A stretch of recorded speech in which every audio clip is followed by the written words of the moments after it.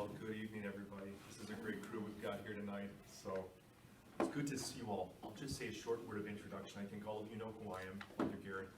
I'm so glad you guys are here tonight. When Krista, of course, our local CUF rep, when she approached me, it's like August. I don't even remember when we talked about this, Krista, but when Krista came to talk to me about doing one of these workshops from CUF, I was really excited. I had an opportunity to assist with one of these when I was like a baby priest back in like my first year. John came out to the cathedral, and I found it a really, really exciting workshop. This one in particular, the theme of tonight's workshop is end-of-life issues from a Catholic perspective.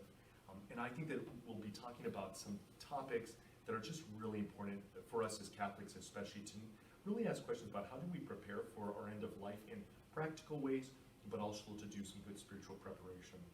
I didn't do this morning, I guess I wasn't thinking about it. Shall we just start with a little prayer and then we'll jump into our presentation tonight? In the name of the Father, the Son, and the Holy Spirit. Amen. Let's ask for the intercession of Mary, our Immaculate Mother, to pray for us tonight at this conference as we pray.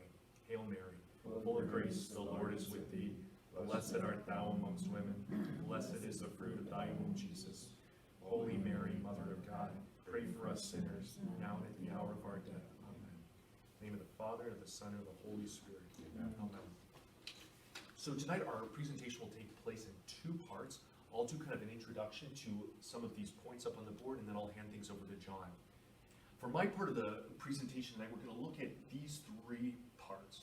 First, I'm going to talk about some basic Catholic principles regarding end-of-life questions. Some of these principles are going to deal specifically on end-of-life decisions about medicine. Some of them are going to just be general principles that will inform some of these other two components. For example, our second topic will be looking at incapacity documents. So looking at healthcare directives, on how to empower our powers of attorneys with these guiding principles. And also when looking at our funeral rites and making determinations about our burial and how our family members, our beloved, will celebrate our Christian funerals. So these are the three principles. I'm not going to go in super depth on any of these topics, but just to give us a nice introduction and get us thinking, give us the tools we need to be able to think about these different parts. So jumping into these first ones, we're going to look at some of these basic Catholic end-of-life principles. For this presentation, we're going to work with three principles. They're listed all right here. So the first one, especially when we're talking about basic Catholic principles when looking at medicine. So we're getting into our life, to the end of our life, looking at how are we going to apply medical treatments to ourselves. Our first principle is this: all decisions must bear in mind the dignity of the human being, or the dignity of the human person. We're going to take a little bit of a deeper look at this on our next slide. But our context for all of the decisions we make in general should take into account the dignity of the human person, our relationship with God. But especially when we're talking about end-of-life issues, which are some of our most important and significant, we need to really make sure that we keep it in that larger context, that all of our decisions affirm our dignity as men and women who have been created in the image and likeness of God, all of us who have received our life as a gift from God. I'll talk a little bit more about that in a moment. The second principle is this: medicine should always be used in the service of life. Right now, that might seem like a really obvious statement, like, well, of course, doesn't medicine all have the goal of helping life? Well, we're going to take a look at what we mean by the very word life in a moment. Like, what is life? What does our life mean? We want to make sure that medicine is helping us to flourish as human beings, created with that divine dignity that's given to us by God. But the fact is, kind of frighteningly, there are practices in our medical profession today that actually don't correspond to this idea of the dignity of the human person, to the idea of life as a gift from God. I'm going to use just one example that is contentious in some places of our culture, but that's a great example. One thing, for example, is the church teaches that birth control is wrong. Why? It's not because the church is stodgy and has like weird ideas about sexuality. It's actually because the church says, well, when your bodies work correctly and we're sexual beings, using methods that interrupt that or that actually like render women, for example, infertile, that actually prevent them from being fully alive as women, that's not medicine that's in the service of life. That's actually medicine that in some way impedes the life that God gives to us. So at every point in our life, but especially looking at these end-of-life decisions, we want to make sure that our medical practices affirm life and affirm our human dignity. The third principle is this: medicine to alleviate suffering is okay. In fact, it's not only okay, but it's like actually really good when a cure is not possible, right? So say that we get to a point in life where we're not going to be able to find medicine to cure us, to prolong life, and nevertheless, it's still fine that we're taking medications that at least is helping us to alleviate suffering, palliative care. We're going to look at how all three of these principles come into play. But first, I want to take a closer look at this first principle here, talking about the dignity of the human being and also this idea of life, a word that we use a lot but might take for granted. So this is like Catholic moral teaching 101. How do we live the fullness of our human existence? How do we live an ethical Catholic life? This is it actually in a really like tight nutshell. I'm just going to read what's up here. Life is sacred and thus inviolable. Man's life comes from God. It is his gift. His being, it is God's gift. God is the sole Lord of this life. Man cannot do with it as he wills. So there's a lot of important words in this short little definition. I want to start here, right here, understanding that life is actually a gift. You know, we sometimes take this for granted, but not a single person in this room is here because we decided it. I don't exist because I said I want to exist. I wasn't around to bring myself into existence. The reason I'm here, the reason each one of us is here, is because God wanted us here. He gave us our life as a gift. But that means we're not the author of our life. It's actually God who is the author of our life. God who has a purpose and a plan for our life. God is therefore the sole Lord of our lives. One of the great temptations for us as human beings is to think that we should always be the one in the steering wheel of our life. But actually one that's going to lead to a really frustrated life. It's also not really a true life. Actually, God is the Lord of our life. He has an awesome plan for us. Our goal is to try and recognize that plan. And that's really what brings us up to this very first line. Life is sacred. The word sacred literally means life is holy. It is something that is set apart for the service of God. This is why one of my favorite little things that came from the good old Baltimore Catechism, I wish we still use that more than we do, good old Baltimore Catechism. Why did God create me? God created me to love and to serve him in this life and to be happy with him in the next. It's such a short and simple little definition. God created each of us to love and to serve him in this life and to be happy with him in the next. Whoa! That means that the very meaning of our life, so that while we're on earth, we can learn to love and to serve and to be like God, to love one another, in order to spend eternity with him. The meaning of our life is not just that we're mortal creatures. It means that the whole purpose that God gives us this gift of our life is so we can learn to become like him and spend eternal life with him. So that is the real context of all of our decisions. How do we make decisions throughout our life, but especially at the end of our life, that affirms not just that our life is good, but that our life is sacred, that God is the Lord of our lives right to the very end. And that's what we're going to look at. And we're going to do it with that. We'll make a game of it. So we're going to play a little game. It's not, don't worry, I'm not going to like pull you or anything, so like don't get stressed out. I hate gimmicky things. Instead, what we're going to do is we're going to do true or false using the principles that we just briefly looked at. There are 5 true and false questions. If you think you have an answer, you can say it, otherwise I'll be helping us. So let's look at 5 questions. First one, true or false? Medical treatment must always be continued as long as it provides some medical benefit.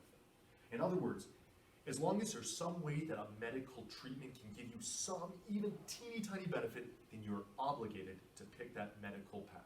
True or false? I'm getting some good like, that doesn't sound right. That's true. It's right. That's not right. It's false. The answer is false. You're so confused. I'm sorry. I'll step back. It is not the case that medical treatment must always be continued as long as it provides some medical benefit. Let's take a look at this side. This will give us a little bit of a cue. Well, then what are we looking for? What should medicine do? Right? This is from a declaration that the church put out about euthanasia, which was a great document to get down to some of these basics about Catholic medicine. Here's what it says. A person has a moral obligation to use ordinary, or another word for that is proportionate means of preserving his or her life. Proportionate means are those that, in the judgment of the patient, offer a reasonable hope of benefit and do not entail an excessive burden or impose excessive expense on the family or the community. All right, a lot is said here. I'm going to break this down. In other words, we're not obligated for any and every possible treatment. What we are morally obligated to do is to take treatments that uphold the most basic, ordinary, or what we have here, proportionate means of sustaining our life. So let's give an example. All right, so say, for example, that we have someone we're going to name her Sally. Let's say that Sally is coming to the end of her life. She goes in and she's diagnosed with terminal cancer. The doctor gives her prognosis that she's probably got 12 months to live. Might even be less, it might only be 9 or 10 months, but probably the most is 12 months. However, Sally has the option. If she were to take a very aggressive form of chemotherapy and radiation therapy, and if she's willing to basically avoid contact with any other people, family, friends, any social circumstances, she might be able to get an extra 2 months. She might be able to prolong her life to 14 months. Right, so this is a prime example actually where the church would say, Sally is not obligated to take that aggressive treatment. Sally might, she can. If Sally's like, I think that those extra 2 months are something that I really want, she is welcome to take that chemotherapy, the radiation, kind of step back from her social life. That's not morally bad. But if Sally were to say, boy, I actually want to spend these next months of my life not feeling sick every day from the chemotherapy or weak from radiation. I want to be able to see my family and friends, and even if it means I only have 9, 10, 11, or 12 months, that's what I would prefer. That actually is a perfectly good moral option for Sally. What we want is to choose medicine that's actually going to have a real benefit. If it was possible that they might be able to extend her life by 15 more years, if Sally were to do some chemotherapy, that might be a different story. That might be a better time to say yes. If it's the basic things like food and water, we should always take ordinary means to preserve our life. So we should never be doing things to intentionally end our life early. But we're going to take a look at that. Any questions about this first principle? So we are not obligated to take any medical treatments as long as they give us some benefit. We're obligated to take those medical treatments that give us a significant benefit without providing excessive burden on us or on our family. Let's take a look at another question. True or false question number 2. True or false? Some medical procedures or drugs or medications are morally required, like chemo and radiation treatments. True or false? Are there any morally required medical treatments? The correct answer is false. There are no morally required medical treatments, again, save for those proportionate things. So if you get to a point in your life where you're needing to receive basic things like hydration and nutrition, those are ordinary. Those we should always accept. Let's take a look at this. When as we've looked at ordinary medical needs are food, water, and in some cases also like oxygen or basic breathing.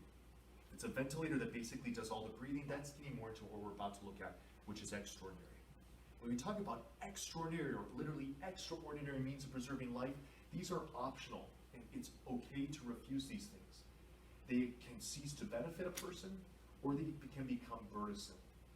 It needs to be determined whether the means of treatment available are objectively proportionate to the prospects for improvement. And this comes by talking to your physician. The physician gives advice to the patient, but ultimately, it's always the patient who has to make a decision. Right, so let me break down this slide again, just really simple. This is what we were looking at before. Again, there are certain things that we should always accept our ordinary means, but when we're looking at certain medications, sometimes we call these aggressive treatments. These are things that actually it is okay to refuse if we think that maybe it'll just be an astronomical cost. All of the money that you want to be able to give to your family, your parish, these organizations, is going to be swallowed up in aggressive treatment that's really going to have a very limited benefit. That's a perfectly moral reason to say, I want to forego that treatment. It's also morally permissible simply to say, I don't want to feel sick for the rest of, for my remaining days, and so I'm going to refuse this chemotherapy. Those things are all extraordinary forms of treatment, and it's always okay to refuse those, as long as our reason is not, well, I'm just done with this life, I just want it to be over as soon as possible. As long as actually our point is we want to have a full and thriving life till the end, and if we see these extraordinary ways of getting in the way of that, it's okay to refuse those. All right, our next true or false question. True or false? Pain medications that could hasten death are not permitted. True. true or false? We got a true? It's actually false. Wow. I know. This is awesome. And let me explain. Here's why. So it comes down to something that we call the principle of double effect. So in other words, sometimes we make, I'm going to read this first and then I'll translate it. So here's what we have from the Catechism of the Catholic Church, kind of this compendium of church doctrine. It tells us a lot of things. This is from its section about moral theology or ethics. This is what the good old catechism has to say. The use of painkillers to alleviate the sufferings of the dying, even at the risk of shortening their days, can be morally in conformity with human dignity if death is not willed as an end, but only foreseen and tolerated as inevitable. Palliative care is a special form of charity. As such, it should be encouraged. All right, the real clincher here is right in this section here. We want to use medication always to affirm the dignity of the human life, but never to use medication to intentionally shorten our life. So let me give an example. Let's go back to Sally. So we have Sally, she's been given this diagnosis of a terminal cancer. She's got 9, 10, at most 12 months to live. Sally decides, I'm going to forego any of these aggressive treatments. I'm not going to do the chemo, I'm not going to do the radiation. I want to be able to spend time with family and friends. But especially as the cancer progresses, she's going to start feeling uncomfortable, she's going to start feeling pain. There might be medications that can be given to Sally that'll actually help alleviate that pain, but it might mean that instead of making it to those 12 months, she might be only making it to the 9 or the 10-month mark. It's actually still okay for Sally to take those medicines as long as her goal. The goal is, I'm taking this medication to help me not experience pain, to help me still to be able to flourish and thrive with the life that I have been given. My goal is not to shorten my life. So if you have people who are saying, like, I want to take any medications that is going to just bring my life to an end as quick as possible, that's not okay. And so it is possible that people can use painkillers for a bad reason. We can use them for doing it to shorten our life or just to end it. That's not a good reason. But if our good reason is to limit our pain, even if it has a consequence that we wouldn't desire, that's permissible. We call this the principle of double effect. Sometimes we have a goal that we're working to achieve. To achieve that good goal, the goal in mind has to always be good. But if it has unforeseen or circumstances or consequences that we might not desire, as long as they're not bigger than the goal in mind, it still is okay to pursue them. So again, like using painkillers to end pain might shorten our life a little bit, but as long as it doesn't like cut off 15 years or a large chunk of our life, it's probably okay still to pursue those medications, those painkillers, as long as we're pursuing the good of having palliative care.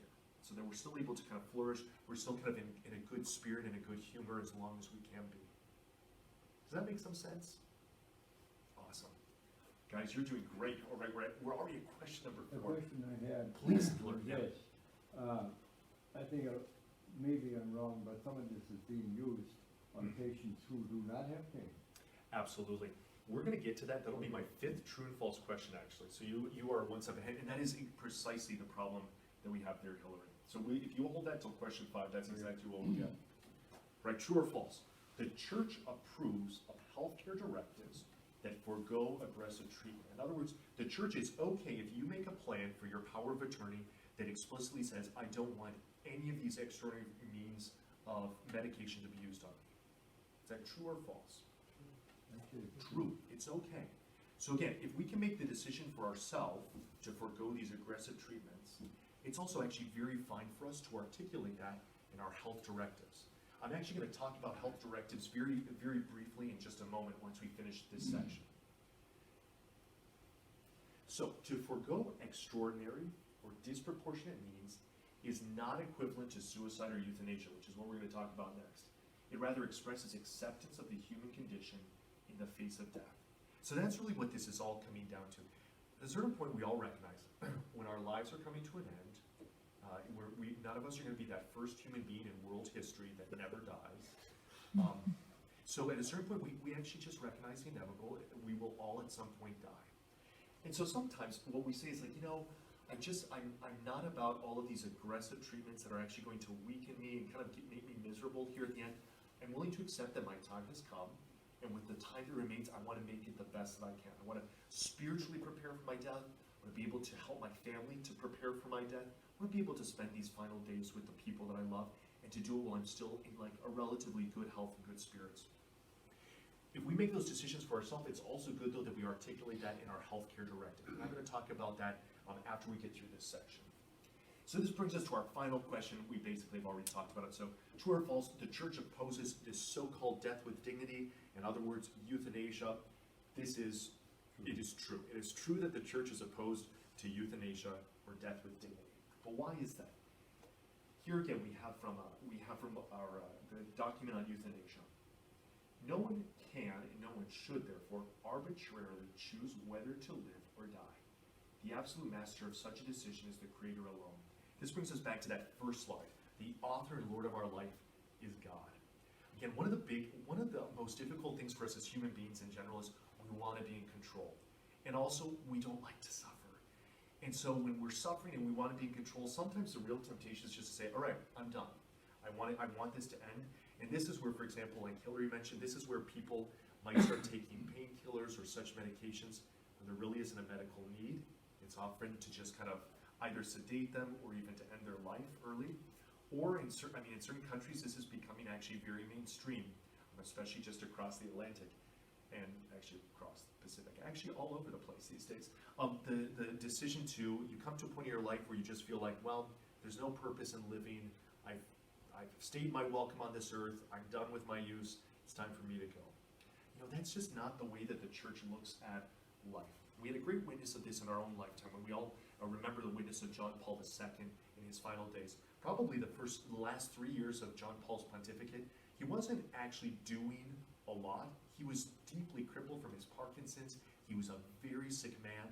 And yet he remained very much in the public eye, the suffering person, to really show that actually suffering, weakness, old age, or the weaknesses that come from old age, that doesn't in any way diminish our dignity. Actually, we still have dignity even when we're not able to do a lot. It's actually God who gives us that dignity because he creates us in his image. So instead of trying to take control of our lives and end it because we feel we run out our use, actually the church says we should refuse any of those treatments because they deny the real inherent dignity that God's given to us. So we should always make sure to refuse those sort of medicational procedures that will intentionally hasten our life. And if that's the goal, we really need to avoid those kind of medical procedures or medications, etc. Any questions on some of those true false? Awesome. What I'm going to look at, this is the second part. So those were kind of looking at some of our Catholic end-of-life principles in action. Now we're going to go to the second part of my presentation, and that's looking at formulating advanced directives. Right, my purpose in this presentation is actually not to walk through all of the details of this. I want to just give you a few principles and things to think about. There was a day when I was thinking about pursuing a legal career and I didn't, and that's why I'm standing in front of you in this collar. So I'm not even qualified to talk about all of the legal stuff for the healthcare directive, but I can give you some good ideas about what to think about for us as Catholics when we do need to formulate our healthcare directives. At the end of the day, what a healthcare directive does is it gives direction, it's a directive, it gives direction to our power of attorney. John is actually going to talk a little bit more about power of attorney and also how that turns into dealing with our states as an executor of your will, etc. So I'm going to leave him to talk about that. But at the end of the day, your power of attorney is someone that you are going to put in charge with making certain decisions about your life as you come to the end of your life. What a power of attorney does, and where a healthcare directive aids your power of attorney, is here. A healthcare directive directs heirs, and especially your power of attorney, in end-of-life and doctoral care decisions. So you would definitely include your Catholic healthcare directive as part of your healthcare power of attorney. So what you want to do is when you're giving direction to your power of attorney, you're basically saying, at a certain point, if I get to this point where I am mentally or physically incapacitated, I'm going to already have left you clear direction about how I want you to approach the decisions that you're going to make about me. Obviously, for much of our lives, we're able to make decisions. We're able to, with our informed Catholic conscience, make decisions about our medicine, etc. But if we get to that point in our life where maybe we're just physically or mentally incapacitated, we want to still make sure that there's someone who's going to carry out a plan of our medical and of our medicine that's going to still be in accord with our wishes. And that's where our healthcare directive comes into play. Now keep in mind, of course, this expires of death. That is, your power of attorney is not going to be the same person necessarily who's the executor of your will. It can be. You have to specify that separately. So the power of attorney expires at death, and therefore so does your healthcare directive. But here are a few ideas of what you should do when you're formulating the healthcare directive. These are two little principles. One is you want to be specific enough to convey your beliefs. I want to be really clear about this because I at least know some of you, I probably know some of your kids. We have great families, you work so hard with your kids and everything, and you show them how much the faith means to you. Please do not presume that therefore your kids are going to know exactly what should be done when the time comes that you're incapacitated. Do them the favor and spell out precisely what you want done for you. I'll talk about that in a moment. But you need to really convey your beliefs. I'll give an example of how you can do that in 2 samples on the next slide. But you should be very clear in your healthcare directives. For example, you should clearly say, I want to be able to receive ordinary or proportionate means. You need to make sure that you keep me on my feeding tube and giving me water if that's what I need, and also giving me oxygen. You need to be clear if you want to forego extraordinary means of medication. You're going to want to be clear. I don't want to have these procedures operated on me. If you don't want to be resuscitated, if you go into cardiac arrest, that's fine. To have a do not resuscitate order, that's perfectly morally permissible. You'll want to spell that out. So you want to have some specific beliefs, but you also do have to be general enough so that these beliefs can be applied to unknown circumstances. None of us know precisely how we are going to pass from this world. So we want to articulate our ideas and our principles, but in such a way that no matter what our situation is, our family members and our physicians are going to know how to apply those concretely based on our real medical needs. Here are just 2 example statements. These do not have to be the be-all, end-all, but 2 pretty good statements that one could include on his healthcare directive if he or she were Catholic. This one is a great one. There should be presumption of favor in providing me with nutrition and hydration, including medically assisted nutrition and hydration, if it is of benefit. So in other words, basically, as long as I'm alive, and as long as by giving me food and water, I will continue to be alive, I want that. Even if it means it's coming through a feeding tube or through an IV. These are, nutrition and hydration are basic, ordinary needs. We should never be starving a person or letting them expire, of thirst. So in other words, this is a very clear statement. It's not just saying, I want ordinary means to be applied. This is very clear. I want nutrition and hydration if they're going to be of assistance. This is another very good one. This is a very important one. If I fall terminally ill, I ask that I be told of this, that I might prepare myself for death, and I ask that efforts be made that I be attended by a Catholic priest and receive the sacraments of reconciliation, anointing, and Eucharist as viaticum. Of course, viaticum is receiving the sacrament of our Lord's body and blood and as close to our death as possible. It's like our Lord comes and accompanies us on the way from this world into the next. This is a really important one, guys, because I was kind of telling this, it always makes me happy when as a priest, I get a call and I hear, Father, my mom's over at St. John's, she's kind of in her last days, or when Chaplain Noel calls me and says, my mom's in her last days, really like you to come and offer her, the last sacraments, the anointing of the sick. I'm always like, yes, thank you. I'm always really sad when I get a call from a random parishioner and says, Father, did you know that, John is over at Oak Hills in New Ulm, he's dying, and I don't think anyone's been over to see him. And I say, none of the families called me. No one's told me. Thanks for letting me know. We really, we love our children. We love our family members. But it's really important that we spell something that might seem really obvious out very clearly. Because sometimes, especially if we get to the end of our life, our family members, our children are grieving us. They're not necessarily thinking clearly. Something like this in a directive is very helpful to be like, oh, of course, we need to call the priest. The other thing is, it's also good in your healthcare directives and also in your will to be very clear. I want a Christian funeral, and we're going to talk about that in a moment. In fact, it's right here. Certainly, we want to make for provisions for our medical care, but also for our spiritual well-being.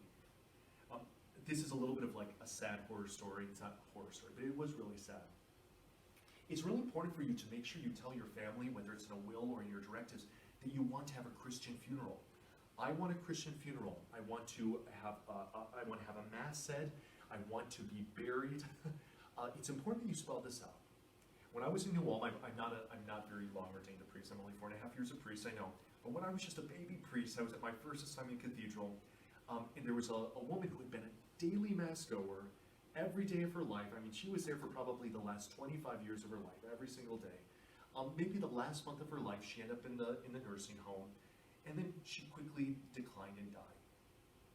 And we never got a call from the family. We're never asked to do a Christian funeral for her. We tried to reach out to the family, and they were just having mom cremated, and they were going to take her ashes back to their house. This woman had been a daily mass goer. It was so sad. We actually, therefore, just Monsignor Richter, we just put some masses for her on the calendar, but she never got the proper burial and the proper funeral rites, even though it would have seemed obvious. How couldn't her kids have known that? I'm not going to pass any judgment on this woman's family, but it's just an important lesson. Don't think that just because it's obvious that it's not worth putting in your will and your directives, you should specify. I want a Christian mass, I want a Christian burial, I want all of the proper rites. Specify you want the priest to come and bring you last rites in your healthcare directive. You know, you can always take it to the next step, and actually I've had only a couple of meetings like this, but it's always been awesome. Have a meeting with your priest to talk about your funeral. That's not macabre at all. I love it when people do that.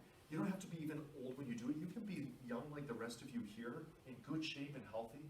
But when you come and talk to your priest, he can already say, like, would you like to pick the readings for your funeral? Maybe there are certain words of scripture that you want your family to hear as they're mourning your passing, but hoping for your resurrection. You can pick the readings at your funeral. Are there certain hymns that you'd like to be included? There are certain songs that are already plugged into the funeral liturgy. They belong to the Mass, but maybe there's a hymn that you would really like your family to be able to hear sung so they can receive comfort or pray on the words of scripture in that hymn. You guys are actually able to plan your entire funeral. We will put it in a little folder.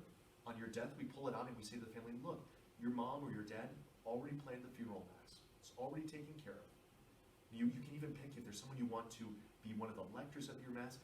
But the most important thing, and I just really want to stress this, is do this meeting though with your priest. Just like anything, it's important to have direction because you know, if you say something like, I want a procession of pink elephants at the Mass, you know, the priest might be like, we really don't do those pink elephant processions here. And then your family's like, but Mom really wanted the pink elephant procession at the Mass.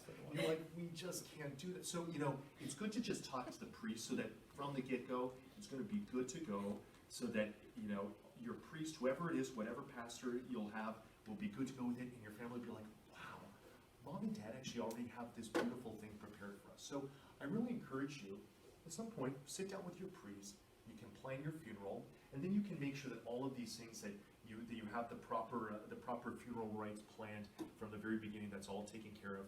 And you don't have to have any worry, it's peace of mind. And your family, I can promise you, will be more than glad to be like, wow, Mom and Dad did this. Thank you, because they'll have a lot of other things at that time to take care of. So it'll be a great gift to them. And this is a nice little segue into my final little part, talking about, as we're looking at the end-of-life issues, as we're looking at our funerals, planning about traditional burial versus cremation. This is a really interesting, and for me, kind of a hot topic these days, because there's been a real revolution in the funeral industry. Right here we have the Catholic burial preferences by the Church. The Church actually is very clear on how she articulates the preference for what we do with the body of our deceased loved ones. The first thing, the preferred thing that we should do when planning for our funeral is that we should have the remains. By remains, of course, we're talking about the body of the deceased in bodily form for all of the rites, including the burial. So in other words, the real Catholic ideal is that the deceased be in a casket at the funeral Mass, and that same person is buried in the ground. So basically, we commit to the earth the whole body of our deceased loved ones. That is the preference of the Church. And by preference, it's not just kind of like, you know, it's like, what's your favorite restaurant? I really like Outlaws. It's like, this is actually the ideal of the Church, and I'll talk about that in a moment. I do like Outlaws, for the record. The second in order of preference is this. It's to have rites in bodily form through the funeral Mass, but then the cremation of the body and the burial. And I'll talk again about this, but this is where we still have the body at the funeral Mass. We're still able to pray and say those final rites in the presence of the body, but then later the body would be cremated, and the remains, the cremains, are either buried in the ground or placed in a mausoleum or columbarium. Again, this actually also has some ancient tradition in the church, and I'll take a look at that in a moment. So 1 and 2 are both respectable. 1 is the top preference. 2 would be a close second. 3 is permitted by the church, but it is not her preference. 3 is the cremation of the deceased after death. We would have the remains at a funeral mass, and then those same remains are buried in the ground or placed in a columbarium or mausoleum. Conspicuously absent is number 4, which is actually not an option, and that is, for example, to cremate the body and not bury the remains. It is actually never permissible in the church to have one's remains scattered in the garden or in the forest or on your favorite hunting ground or scattered into the ocean. All of these things I have seen. I haven't seen it, but heard of in my time. That's actually not an option. We always bury our dead in blessed ground, whether it's a burial plot, mausoleum, columbarium. Those are fine places for cremated remains. We should never be just scattering ashes. All right, I want to talk about why there's this order of preference. I'm going to do it with a really brief history lesson. It's an interesting history lesson. When the Christians first appeared on the scene like 2,000 years ago, they distinguished themselves by a few little oddities, but one of the things that drew the most attention was that the Christians buried their dead.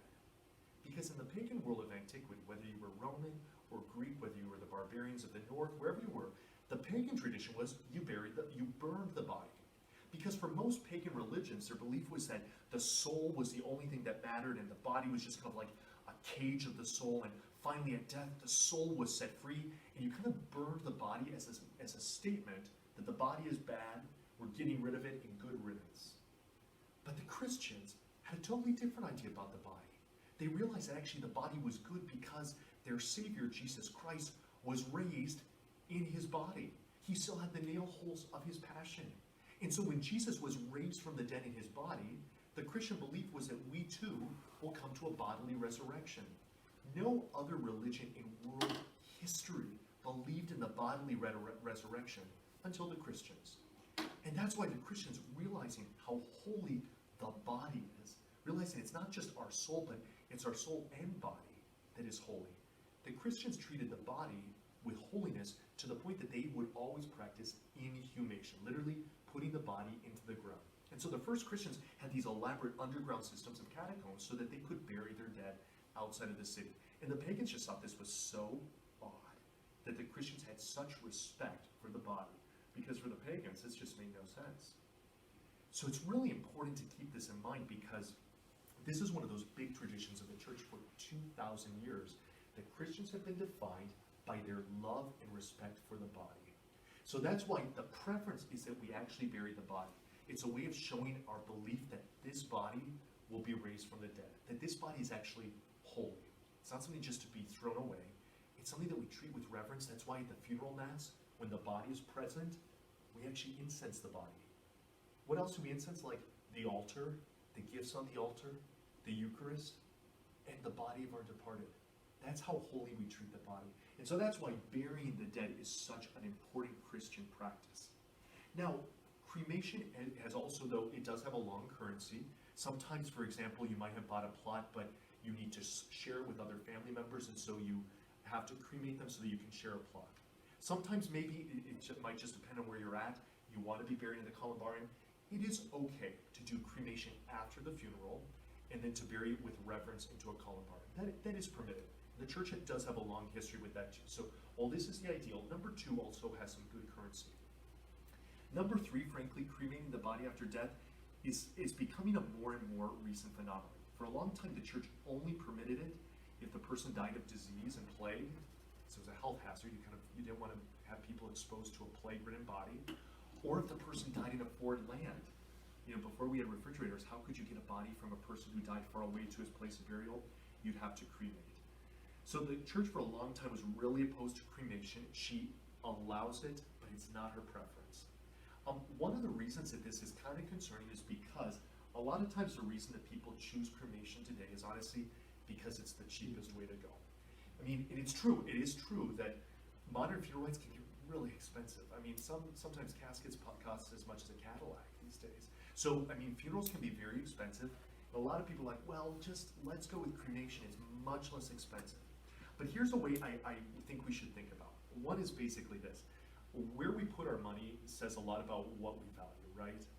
Where we give our money says a lot about what our values are.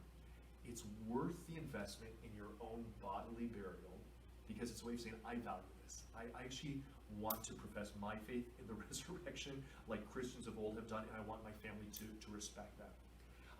Another thing, though, to think about is this. Sometimes looking at non-traditional ways of going about our funeral rites for full body burial is a great option.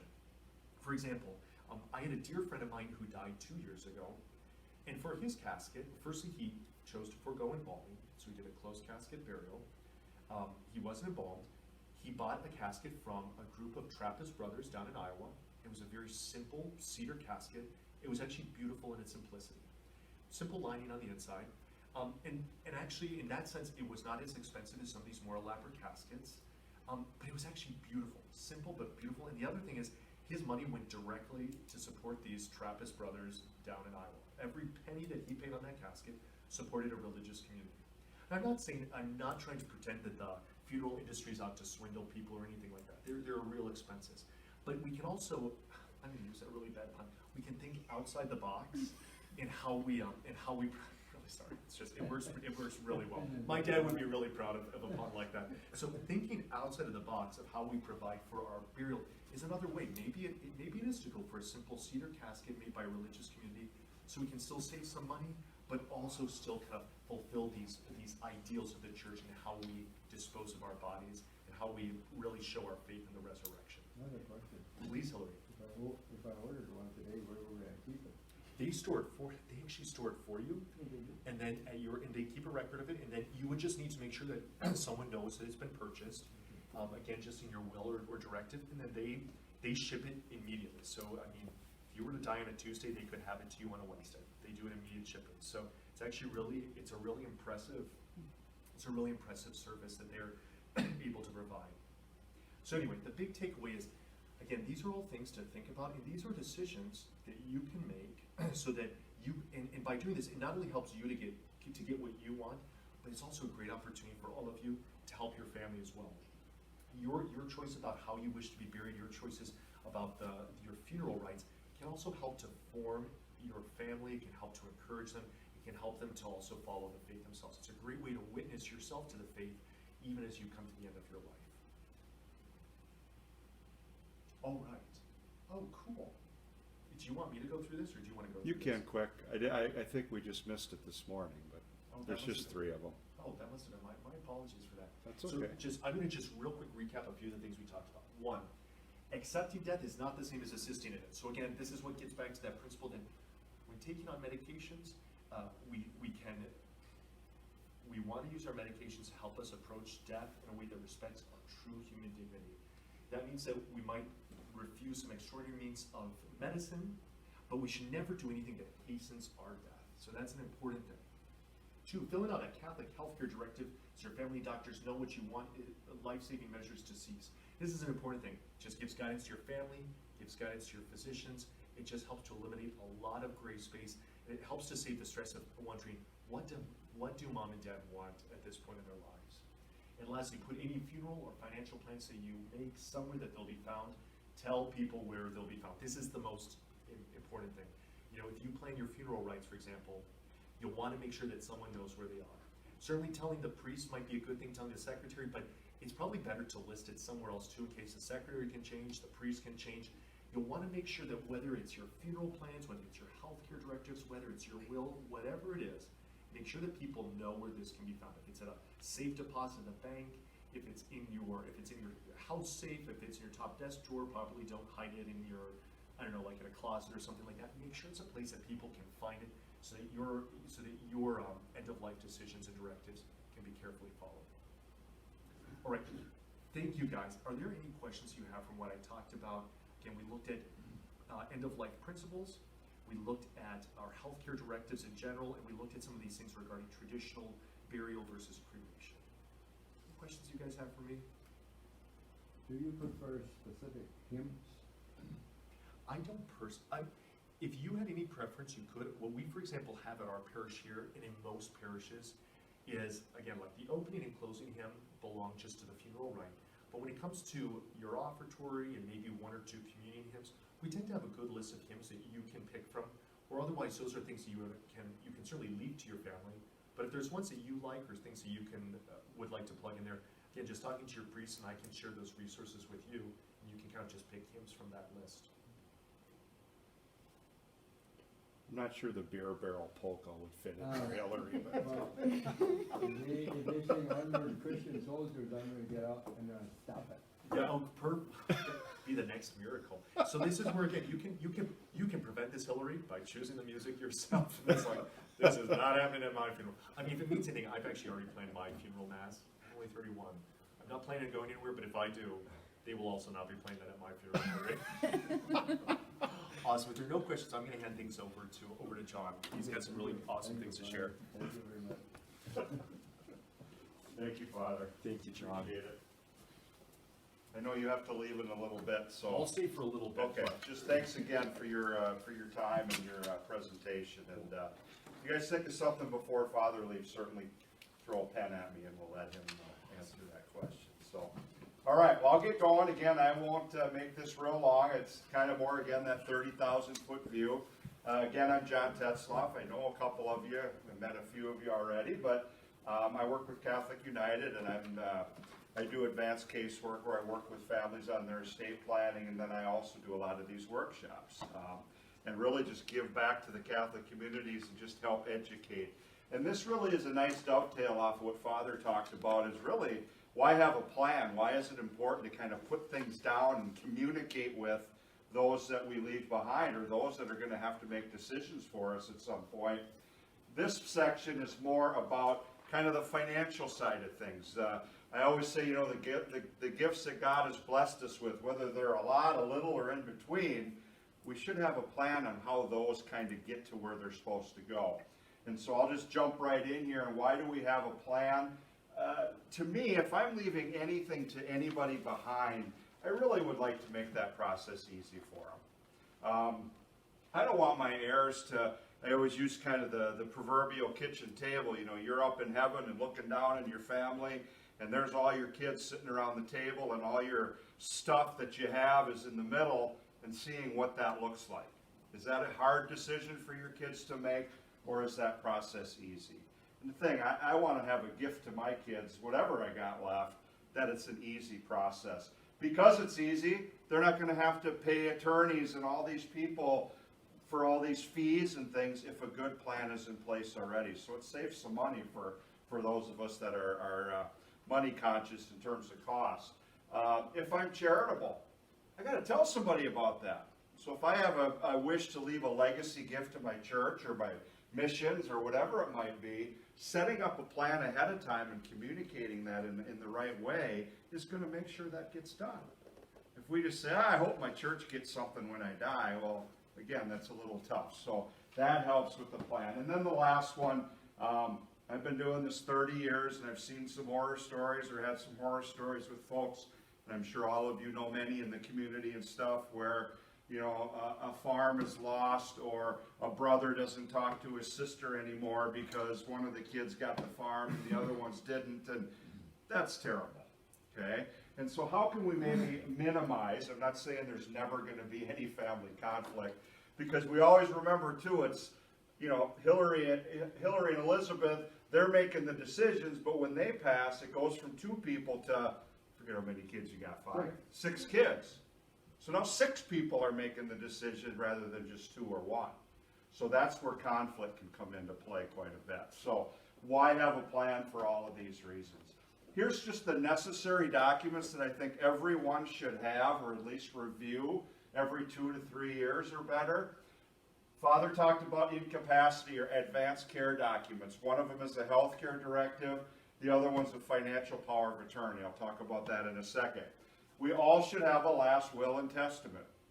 We might not even use our will to distribute assets that we have, but we still need to name someone to talk for us when we're gone in legal affairs and expenses and that type of thing. Well, so we'll address a will. Beneficiary, Very important thing to remember, because a beneficiary actually tells your IRA or your life insurance or your annuities or your investments or even real estate nowadays where that asset is supposed to go. That's the only document that's used to transfer those assets. So again, we'll talk about beneficiaries. Trust I have there if applicable. Trusts aren't for everybody, but they are a document that does fit into some planning. So I'll give one example of that. And then I can't stress enough what Father mentioned earlier. Make sure we have some document, whether it's a spiral notebook with notes in it or a formalized final expense planning document that Krista can provide, all the churches provide, your funeral homes provide them, to just make sure your heirs or the ones that are going to have to make decisions on funeral stuff know what you want. I have a great example. I've been totally blessed in my 56 years on this planet. I've only really lost one person that was really close to me. I've been very blessed. It was my mother-in-law. She died a couple years ago, and I had the opportunity to be with my wife and her 4 siblings and her dad. And the day after we lost her, where were we? Sitting in the funeral director's office, trying to make these decisions. She didn't have anything written down, really. So now we got 5 kids trying to decide what to do in hymns and songs and casket bearers and clothes she's supposed to wear and flowers and food and casket and all of these things. They had to make that decision. That was tough.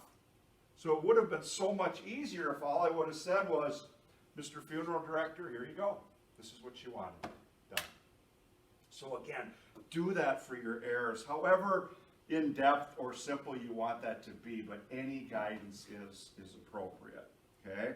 The other thing I want to say on there too is if you can do this, pre-fund it too. Have a pre-funded funeral taken care of. Because again, what was really nice is after we made all the arrangements in the total bill, I remember it, $12,387. When was that due? No. That day. We didn't have to write a check. I said, Darlene already has a pre-funeral plan with, I forget who it was. They sent the bill up to the company, they paid it, done. Never wrote a check. That is a really nice thing you can do too. So. You offer that service? Yep. Krista and I work with folks on end-of-life planning all the time. And no matter how big, small, or large, or medium-sized a person's estate is, when I go and sit down with people for the first or second time, I say, you know what, if we do nothing today, let's at least get this started and get this done. Because it's a simple, easy thing to do. Okay? All right, so now I'm going to kind of break these down a little bit. I'm not going to talk much about this. Father did a very eloquent job about the Catholic Healthcare Directive.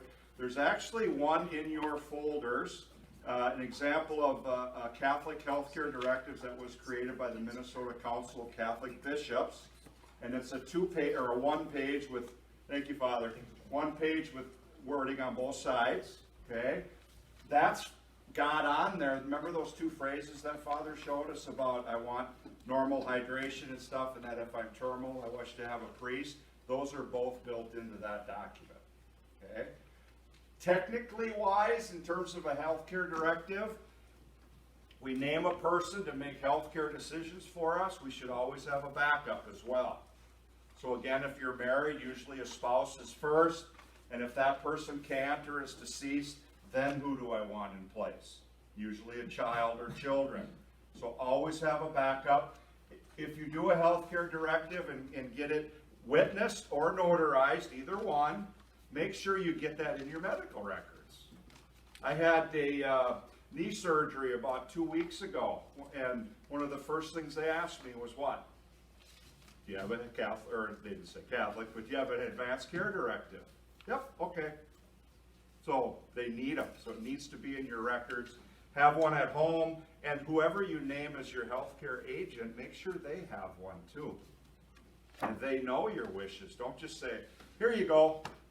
Go through it and make sure that they understand that. Again, was a very easy. Darlene, my mother-in-law, did have that in place, and it was a pretty easy decision at that point in time. Okay? If you want to go find different ones, this United States Council of Catholic Bishops is a really good website, and also the Minnesota Catholic Conference. There's some really good reading and stuff on creating a healthcare directive if you're so inclined. Okay? The other one is a financial power of attorney. And again, this document says, if I'm unable, mentally or physically, to manage my financial affairs, pay my bills, that type of thing, who do I want to name to do that for me? Okay? That person, again, can write checks for you, pay your bills, deal with the nursing home, deal with the bank, deal with your investments for you. And again, this word fiduciary means legally they can only do it for you. So if I name Hillary as my power of attorney, he can't go buy that brand new Cadillac he's been wanting to get out of my checkbook. Okay? Not that he would, but you never know. No. So it's protected. It's not like that person can wipe you out. Okay? But again, very important to have this in place ahead of time. Technically wise, again, usually your spouse first, then a child or children or a friend or whatever, it doesn't matter. Okay? And again, that person can step in if you're incapacitated and take care of business. And there's a lot of powers there. This document does need to be notarized because there's a lot of statutory stuff in there, some legalese and laws. So you just can't have it witnessed. It has to be notarized. And again, I usually say whoever you name as your financial power of attorney, make sure they have a copy of that. Now, you don't have to file this with your bank or investment accounts or anything. Just make sure your financial power knows where that is. Because if that person says, my wife needs some money out of her IRA to pay some bills and she's incapacitated, can I legally get money out of there? No, I'm not the owner of that IRA. So I could say, well, hey, Catholic United, I'm my wife's power of attorney. Fax me the form, Catholic United, fax them the form. Okay, now I'm good to go. Okay? Very important. Usually, again, a spouse, and always have backups on that. Any questions on those two? Okay. One thing I forgot to mention too, if you have children, they should have them, and especially if you have kids who are either not married or maybe 18 or between 18 and 30 and maybe not married. Because if they don't have a spouse to defer to, and they don't have a financial power in place, you as a parent have no power on that. Okay? Now it looks like most of us have kids that are a little bit older, but still a good reason to have that. All right? Now, one thing we got to realize, and Father mentioned this too, is that a health care and a power of attorney end at death. So if I named Hillary as my financial power of attorney and he was helping me out with my, it is what? Privacy. Because now it's a public record. Anybody can go down to the courthouse and see what I have. No, you do. To name that executor. But now it becomes a real simple will that basically says, here's who I name as my executor. Here's what I want expenses and stuff to be paid. And that's really all I use it for. So we avoid Hillary, in my example, having to go to court and do this. Okay? So, next step. I got assets, and I want to get them to my heirs, but how can I do it without probate? Well, here's again a bunch of them that are not directed by the will. And this is so important to remember that if I elect to use a beneficiary on assets to transfer to my heirs, it does not talk to the will. They're separate things. So I have a lot of people say, well, my will says to my spouse and then my kids equally, and if one of my kids dies, to my grandchildren. But my beneficiary just says my spouse. Well, my will will take care of that. No, it won't, because they don't talk to each other. Okay? So that's why beneficiaries are great. We just need to make sure they're set up properly. So there's my examples of your most common assets that have beneficiaries. Make sure, and this is where when I go out and meet with people and we do what's called a fact finder, we kind of see where all our assets are, and I say, who's your beneficiary? A lot of people, first of all, go, yeah, I'm not sure. But we make sure and we call and see. So we want to make sure that our beneficiaries kind of match what our will says is, hey, I want all my stuff to go to my spouse first. And if he or she is gone, then where? Probably to my kids equally, if that's my desire. And you know, if one of my kids dies before me, I'd kind of like their share to go to my grandkids if I got any. we need to reflect that in what our beneficiary says. And that's an easy peasy thing to do. All right? Other assets that can have beneficiaries, bank products, investments, mutual funds, stocks, those types of things, can also be turned into beneficiary assets and not probate assets. So Krista, what do they call a beneficiary at a bank? POD. POD, payable on death. So I can go to the bank and say, you know what, when I die, I want all the money I have left, if I have any, to go directly to my kids. It's adding a beneficiary to that account. Now all they have to do, take your death certificate, go to the bank, sign a form, they transfer the money, done. It's immediate, no cost, and it's private. Same with life insurance and everything else. Okay? You send a death certificate and sign a form to Catholic United or wherever you got your stuff. They send a check, private, immediate, and it's the way you go. Yeah. So my son could go in and get all my CDs, and the names of the kids, our kids are on there, but how does he do that? Does he write a check? How do you mean, is he the beneficiary of the CDs? Yeah, the 5 kids are. But he is the executive. Well, it wouldn't matter, because if you have a POD on your CD accounts, Yeah. and the POD says the 5 kids of Hillary and Elizabeth Moore, they will each get 1/5 check of that balance. So the bank does that? Yep, Okay. yep, so they would actually cut a separate check to each of your 6 kids. Yep. Where that gets a little sticky is if someone says, well, you know what, I just put my son on as owner of my CD with me. Or a lot of parents say, I'm just going to put my child on as owner of my bank account. Okay? And now I die, who does that bank account go to? That son. Because now you own it jointly with that person. So now you got to rely on the goodness of your son to do what? Pay his brothers and sisters the balance of that account. The other issue too is that if that son and you are owners of that account, and let's say your son or daughter goes and has a beer one night, drives home, gets in a car accident, kills somebody, and gets sued for $1 million, can they come after that CD? Yeah, because that kid owns it, at least half of it. So be a little leery on doing, not that it's bad, but there's just some risk to that. Okay? Investments, the brokers call them TODs, transfer on death. So if I have an Ameriprise account with mutual funds and stocks, I can again say, hey, Mr. Ameriprise guy, I want to do a transfer on death form that names my kids as direct beneficiaries of that. So you die, they send the death certificate to Ameriprise, they transfer the shares to each of the 6 kids, done. And then each child can do whatever they want with that asset. Okay? Get moving here. The last one is with real estate. Now again, most real estate, not all, but most real estate is jointly owned between a husband and wife, typically. Okay? So the issue isn't at the first death. Because again, if I own a farm with my wife and she dies, I can take her death certificate down, get it transferred into my name, and we didn't have to go through probate or anything to do that. But now if it's me alone, and again I die, there's no owner, so now who's going to take care of affairs? Well, again, I can opt to use my will to do that, or Minnesota now allows us to actually add a beneficiary to real estate. So I could say, hey, on my house, my farm, my cabin, my hunting ground, if I want that to go to my heirs directly upon my death, Minnesota allows for what's called a transfer on death deed. And that's again filled out at the courthouse. You can actually get the document online, but take it to the courthouse where they record titles. They'll add it or kind of staple it to your deed. Might cost you $40, $50 to do it. But now you die, or your wife or both of you are gone, the kids take your death certificate to the recorder, they transfer the title into the 6 kids or 5 kids' names, done.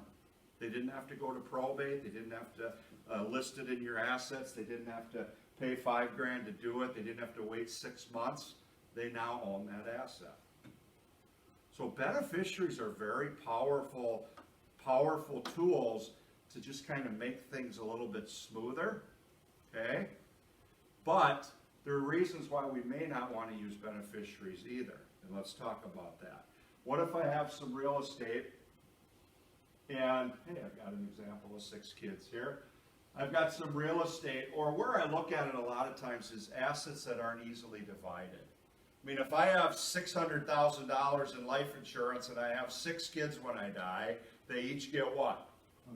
Pretty easy math. I mean, I can't dispute that. But if I've got a farm or a cabin or a house and I just say, you know what, I'm going to leave that directly to my 6 kids, now what do they all own? 6. An undivided 1/6 of that asset. Okay, so, you know, one of you don't own the bathroom upstairs and one of you don't own the garage. You own 1/6 of the, or your 6 kids own 1/6 of the whole. And in Minnesota, with real estate anyway, if this son or daughter owns that piece of real estate, legally, who has to sign off on that before it can be sold or done? The in-laws. So now we got, in this case, 11 people that have a say in what happens to that real estate when you die. Again, maybe good, maybe bad. We just don't know. But that's where I talk about how can we maybe avoid some conflict. Is it okay just to leave assets to people? Might be. Okay? It very well might be. Where I talk about this, I'll get to that in a second. So, what if? You've got a cabin, you've got a farm. Let's use the cabin for example. You got 6 kids. They just can't agree on what to do with it, or who gets to use it, or who's supposed to pay the bills. Because these 2 people use the cabin a lot. This one maybe once a year. You know, and these 2 guys live up in Alaska, and they're never going to come and use that cabin. But they own 1/6 of it, which means they're responsible for what? At least the taxes. Okay? Upkeep, all of that. Now what happens? One son says, well, I think I want out. I'm never going to use this cabin. And you know what? I'm a pretty smart dude. I know that cabin's worth $600,000. What's my fair entitled share of that? I want $100,000. Well, this daughter says, well, okay, but I don't know where we're going to come up with $100,000 to buy you out. Now we got this going on. Because each one of them is right? They have their share to do that. What if it's my goal to keep that in the family? We see this a lot with farms yet. I want to keep the farm in my family, or maybe I have a farming heir that's running the ground, which even makes it more difficult to plan, because if this son, for example, is helping dad and mom run the farm now, and has a vested interest in that farm, and the day mom and dad die, he now has what? 5 landlords that he has to deal, or she has to deal with rent, prices, if they want to buy it out, how much it's worth, all of that. That gets ugly real fast, okay? Or if it's my goal just to keep it in the family, well, if any of my kids get a divorce, lawsuit, bankruptcy, creditor problems, is that exposed? Sure it is. They own 1/6 of that. Or if I want to make sure that, you know, if this daughter dies, I don't want her husband to get that. My son-in-law, I don't care for him that much, so, okay? But who do I want it to go to now? My kids, or my grandkids. Well, what happens, this daughter dies, we don't do any planning, my son-in-law now owns 1/6 of the real estate, okay? And he's so lonely, he goes and gets married again, but the gal he married's got 5 kids of her own. Is there any obligation that guy has to keep it in my family? Absolutely not. And blended families is a big deal. I'm not saying it to say it's bad, good, or indifferent, but if you have blended families, the planning is even more important. Because if you have a family where your son married a daughter, or son married a gal who came into the marriage with kids, how do you want to treat those kids, if at all? Because technically, if you just say my grandchildren, they're going to be left out. Or I want to include them, we have to specify that. That's become a big deal. I've been at this 30 years, and probably the last 15 years, maybe more, that's becoming more and more prevalent. Again, I'm not saying that's good or bad, but we have to deal with that a little bit, if that's the case. We just don't want to leave it up to chance. So I'm going to end with this and just talk about a trust real briefly. And I really like trusts. I'm a proponent of them if it's the right situation. Well, one of the situations is this. Okay? I don't want to have to leave those decisions up to 11 people. Okay? I can create, through an attorney, what's called a revocable living trust. Think of it like a bucket. Some of you probably have a trust. Okay?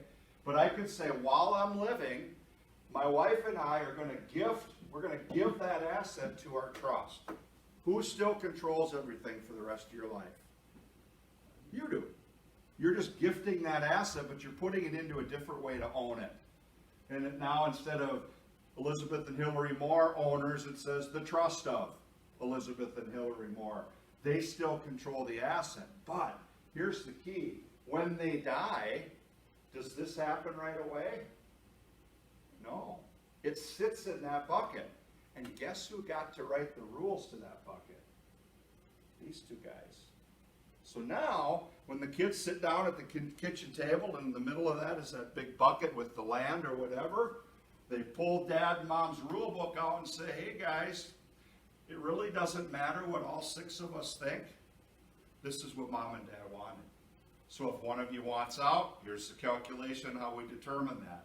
If one of you dies, that share doesn't go to the in-law, it goes to the grandkids. A lot of people use trust, and I don't necessarily agree with this, because I have a daughter-in-law now, but they're used to keep in-laws out of the picture sometimes. Okay? And so it goes from your heirs to your grandchildren. It kind of skips around. Okay? Trusts are also used to protect assets. So again, if I have a farm in that trust, my kids might be getting rent or whatever, but now if my kid gets a divorce, gets sued, goes through bankruptcy, do they have access to that asset? They don't. And trusts are used a lot to manage assets for little kids too. So when I talk to grandparents, a lot of times I say, your plan says to my spouse, if she's not here, he's not here, to my kids equally. If one of my kids dies, to my grandchildren. But a lot of us have a fear that if an 18-year-old kid inherits a bunch of money, that's not a good thing. Okay? Because why? Buy the new car. Go and buy that Cadillac Hillary wanted. Okay? You got bumped out of that caddy pretty quick, didn't you? Okay? So you can say, hey, I want those assets for my grandchildren, but I don't want them to have free reign on them until they're 25 or they're 30. Most common age now of distribution for kids is 30. But they can still have access to those funds for health, maintenance, education, support, all of those things. But it's a way for us as parents or grandparents to, again, protect the 18 to 25-year-old, in a sense, from themselves. Yeah. But you have to keep the thing open, and whoever the executor is, he has to keep that open for, supposing the kid is 18. Yeah. So Yep. he's got to keep it open for 12 years. Yep. And that person is your trustee. Yeah, the trustee, right? Yep. And yeah, there could be that potential. Yep. There could be that potential if that's a person's desire. That's why in trust planning, they're not for everybody. And when I meet with folks and we say, okay, let's take a look at what you got, where everything's at. Okay, tell me. We're going to walk down this path and we're going to say, okay, how do you feel about the potential of kids not getting along or losing the farm or all of this? I'll just leave it to my kids equally. That's okay. And we don't talk about a trust. But if those things are important, we go down the trust path and at least explore it. Okay? Again, not for everybody. But I really think they're good tools for management of assets, protection of assets, and the ability for mom and dad, two people, to kind of, control is not the great word, but kind of make directions for those kids so they don't have to sit around the table and 12 deep and try to decide what's supposed to happen. Okay? Now, one thing about these trusts, though, is they are not a way to protect assets from nursing home. I hear that a lot. What have you done for nursing? Oh, we have this trust. What kind of trust? That's a revocable trust. The assets are not protected. Why? Because you still control them. They're still a part of your estate. So if you go into a nursing home and your income's not enough or your investments aren't enough, they can attach to the assets in that trust too. Very few ways to really protect assets anymore from nursing home. And not that we should, I'm not saying that, but the strategies have changed over the years quite a bit too. So, all right, so just to recap here quick, we'll get you out of here. 4 ways the will equate a will to probate. Okay, now here's an exception. Minnesota says that if your probate assets, so those assets that potentially would pass through probate, are less than $75,000, they waive probate. They do what's called an affidavit of probate. All you got to do is provide a death certificate. You sign a form. I did this with my mother-in-law 2 years ago. Done. Didn't have to go to court, nothing. But if your potential probate assets are over 75, then it will cause a probate of your estate. Did I say, you mentioned you don't need a will? You gotta still have a will though. Okay, just to name that executor. Make sure your beneficiaries are appropriate in the way you want them. It is so easy to change a beneficiary, just make sure they're correct. Okay? Now, here's one thing I want to say about beneficiaries. If you say, you know what, I want to use that trust. I think that's a good idea. I want to be able to kind of give direction on how it's distributed. And if one of my kids dies, I want to make sure the grandchildren are taken care of. Then I'm going to tell you, let's circle back to all your beneficiaries. And any tax-free asset that may go to those kids, have the secondary beneficiary be what? The trust. Okay? So let's say I got a bunch of life insurance.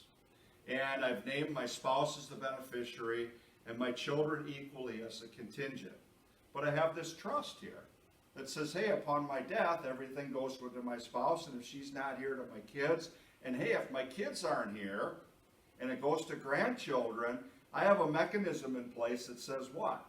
Manage it for them until they get to be 30. Well, why wouldn't I funnel everything I could through that trust now? Does that make sense? So instead of saying to my spouse and then my kids, well, again, if I die and I have this nice trust set up that protects assets for grandkids, but I die and my beneficiary says to my kids equally, each kid's going to get 1/6 of that money and it's gone. It's theirs. Did I protect my grandchildren? Not at all. But if I use that trust to funnel those assets through, so now I die, my wife's gone, it's supposed to go to my kids, I say go to my trust first, and what does my trust say? Distribute to my kids equally. But if they're not here, boom, I've got the mechanism in place to take care of my grandkids. That's missed a lot too. Now, assets that I don't like to put into a trust as a beneficiary is anything that's highly taxable. IRAs, 401ks, qualified plans are not good assets to go into a trust. I won't get into the technical side of things, but the tax rules don't favor that. But like mutual funds, which get a step up in basis at death, life insurance, which is income tax free, Roth IRAs, which is income tax free, cash, which is not taxable at death, or bank products. Okay, those things are good things to funnel through that trust. So again, I say, if you take the time and effort to put a trust together, let's use it as much as we can. Okay?